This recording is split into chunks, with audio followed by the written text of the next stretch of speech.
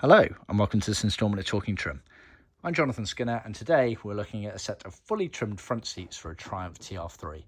So this is a bit of a continuation video. I've done two previous videos, one detailing the seat covers and importantly the difference between the TR2 and TR3 seat covers, which a lot of other suppliers do not offer or are even aware of perhaps.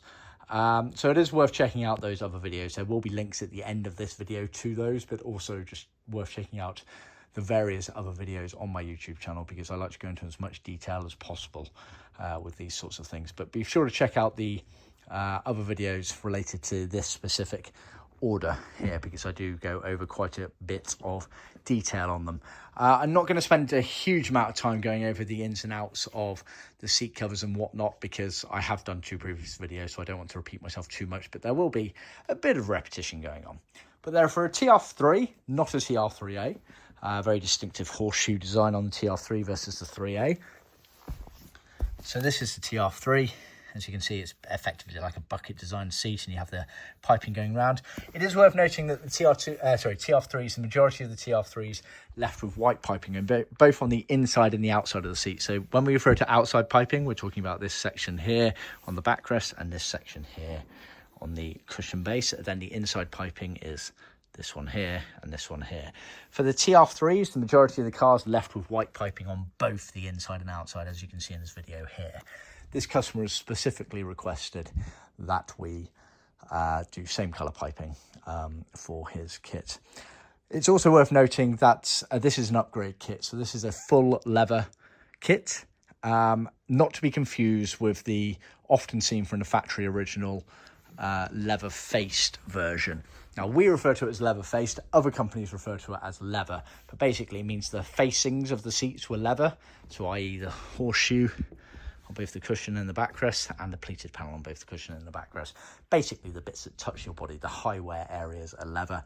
But then the surrounds down here, the surrounds of the frames there, and then the backs of the seats here would be vinyl, as well as the retainers, which really aren't seen once everything's said and done. But this is an upgrade kit, so this is full leather. So don't get confused too much on other websites when you're effectively trying to select your supplier. Do not confuse our full leather option with their leather option. Their leather option is our leather-faced option. However, I would point out at this stage, price when choosing an interior trim supplier is a very strange metric to choose. Of course, it's important. Everyone wants to make sure they're getting good value for money, but that's where we come in. We are good value for money. The quality workmanship, reputation, length of time that we've been doing the same kits over and over again. Just log on to the majority of the forums around the world for Triumph TRs and you'll see what a good name we have. Of course, check out our testimonials site, testimonials on our website, thousands of testimonials on there spanning many years. And this is why I've done the YouTube channel. I really want to showcase the quality and workmanship of our products because not everyone does offer it at all. We're 1 in a million in that regard, so do bear that in mind. So yeah, like I say, this is a full leather upgrade kit. It's actually to match a customer's interior kit where he's gone for everything in leather. So the interior trim panels, all of those have been done in leather. Even the hood frame cover or the top boot cover has been done in leather for this particular customer. He really went to town on making sure the car was the best it could possibly be. It's been done in one of our tan colours, in the grained finished leather. We can offer smooth and grained leather for the majority of our colours, so do check out our website for more details. The piping has been done in matching leathercloth piping. Leathercloth, not vinyl. Again, I'm not going to go too much into that because I have mentioned it in previous videos, but it is an important difference to use leathercloth for your piping, not vinyl. And of course, do check out the blog and video that I plan to do on the importance of differentiating between vinyl piping and leathercloth piping. But yeah, a customer has sent his seat frames from America. We've then provided all brand new seat hardware. So you've got seat foam paddings, you've got seat springs, you've got tacking strips, and then of course the seat covers, and then we've trimmed them up for him. It's worth noting that this particular customer, they are both tilt version seats, which isn't normal or original for the TR3s. The majority of them would have left with one fixed and one tilt. Of course, I'm talking about the mechanism here, so it tilts forward. If I try and do this one, There you are, so it's tilting. Whereas this original that we have over here is fixed. There is no mechanism on the side to tilt it forward. So normally you had one of each. You had one tilt and one fixed, but both of these are tilt. However, it is worth noting that I believe it did start off with one tilt and one fixed, but the customer has done a bit of a DIY job in terms of changing the fixed one into a tilt. So he's ended up with two tilt frames. So we came across that during the trimming process. We noticed a bit of a raw edge on a couple of the areas there and surmised that he must have made a bit of a difference on that there in a DIY manner, shall we say. But yeah, so then he shipped them over to us. We've trimmed them up fully, and obviously I've done two other versions of videos just to show you, but wanted to just detail and show you the quality and look of the finish. This is what you should be looking to achieve. Obviously, we would prefer to do the trimming work ourselves so that you're guaranteed to get the finish that a John Skinner kit deserves. But of course, we're aware that shipping a seat frame the other side of the world can be rather costly sometimes, but more and more people are doing it these days because unfortunately trimming is somewhat of a dying art, and people want to make sure that a John Skinner kit is done the correct way, shall we say. You know, it's only part of the mission to actually make sure you get a decent kit, which obviously we supply as standard, but the other part is to make sure you get a competent trimmer to actually do the work justice. So more and more customers are sending us their seat frames because at least you're guaranteeing that you'll end up with a product that turned out the exact way it should do. So bear that in mind. Like I say, these have come from America. So yeah, fully trimmed up, full leather, absolutely lovely. You can see how the piping follows the shape of the spring correctly. It goes and ducks down underneath there, goes down, waterfalls, dips down, which is correct for the TR3s. It dips down effectively. Now, it is worth noting I have detailed the differences between the TR2s and the TR3s in an earlier video in terms of the seat cover, because it is all related to this depth of this horseshoe and the way the piping dips down. We're not entirely sure when the crossover happened. It was certainly late TR2s, I'd say at the earliest, shall we say, and then we think that the majority of the TR3s would have left like this, but we have seen examples where they didn't, where they left with the TR2 spec in terms of the piping sitting.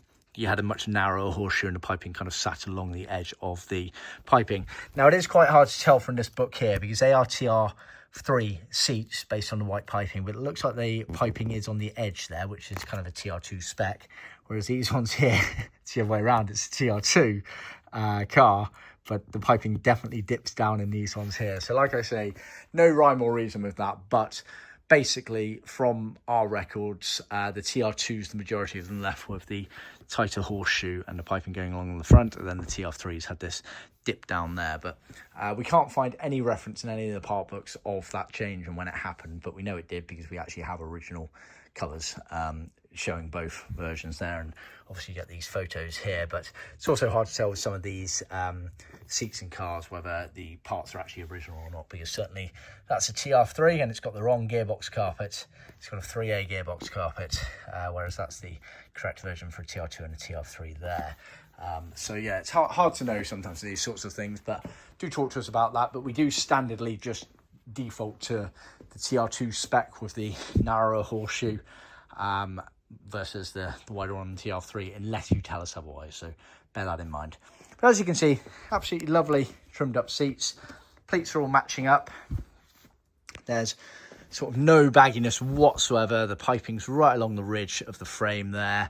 No bagginess whatsoever. It all just comes together very nicely there. So yeah, it's the quality of our work and the quality of our products there. It is worth noting, you know, it's not an organic, it is an organic process to trim a set of seats. You often have to go back and forth a few times to get the best fitment of them. Even my skilled trimmer here, it normally takes him sort of 3 or 4 attempts, especially on the backrest squab, to make sure that everything is how it should be there. But yeah, lovely set of seats. Do like doing these. I'm just tilting forward. Oh, it's also worth noting as well, actually, you often find, especially, well, definitely on the tilt front seats, getting the cushion to sit inside the frame correctly can be a bit of a wrestling match sometimes. You often have to tilt the seat forward slightly, then kind of angle that in and push that down, clamp it in, push it down. It's not particularly straightforward. It's yeah, a bit of a wrestling match, and that's the way it should be, because you don't want it to just suddenly pop out. You want it to be wedged in there nice and firmly. So just do bear that in mind during the trim process. But of course, we do recommend that you actually do a bit of a dry dummy fit of the hardware before you actually trim the seat cover to it, to make sure that it's all fitting in there. We've come across instances where this framework here has been it's quite soft at the front there, so it's quite easy to bend and warp out of shape, and therefore the spring wasn't necessarily fitting in there correctly. So little tidbit there. But yeah, there we are. So like I say, do check out our other videos showing the earlier stages of this particular order.